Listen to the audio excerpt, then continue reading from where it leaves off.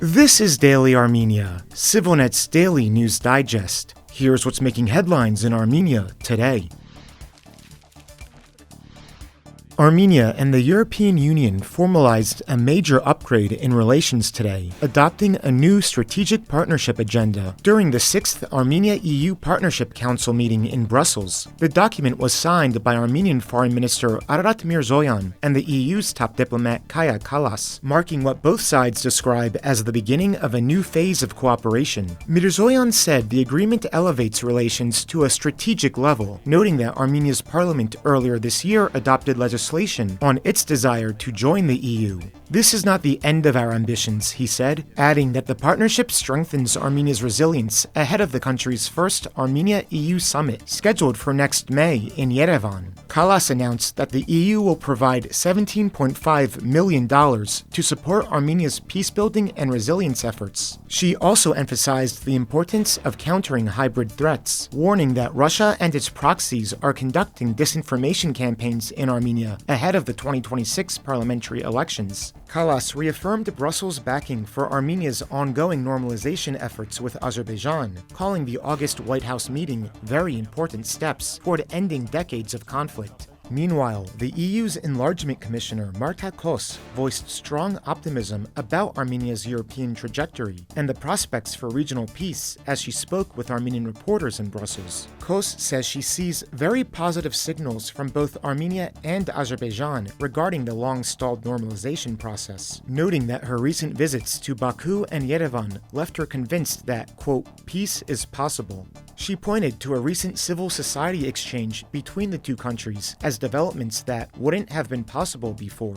While noting that Armenia has not yet applied for EU candidate status, she said current cooperation already contributes to Armenia's European future, whether or not formal accession steps are taken in the near term. Energy and connectivity were also central to the day's discussions. Kos highlighted the EU's $580 million investment in the Caucasus Transmission Network project, which will link Armenian and Georgian power grids and reduce Armenia's dependence on Russian energy. She also confirmed that work has begun on upgrading Armenia-Turkey electricity connections. Regarding the US-brokered Trump Road or TRIP transport initiative, Kos said the EU is examining the project in the broader framework of Europe-Central Asia connectivity. She said discussions are underway with Washington, Turkey, and Azerbaijan to ensure that any infrastructure work fits into a coherent regional network, rather than part-by-part construction. The Armenian government published today what it describes as a new batch of documents related to past negotiations over Nagorno-Karabakh. The documents, posted on the government's website, span several years of diplomacy up to the 2020 war. Prime Minister Nikol Pashinyan announced the move last month, saying citizens should see how previous negotiation tracks kept Armenia on a short leash after he received criticism from the country's former presidents. However, the release immediately drew scrutiny. The government included the highly controversial 1999 territorial swap proposal, under which Armenia would receive Karabakh in exchange for transferring the Mehri corridor to Azerbaijan, but did not include the official document. Instead, it published a version that once appeared in hղինակային ժամանակ, a newspaper owned by Pashinyan's family, raising questions about authenticity and sourcing. Other key documents are missing entirely. The 2001 Key West proposals, widely seen as the closest the sides came to a political settlement, and which envisioned Nagorno-Karabakh's unification with Armenia in exchange for an approximately 25-foot wide sovereign corridor connecting Azerbaijan.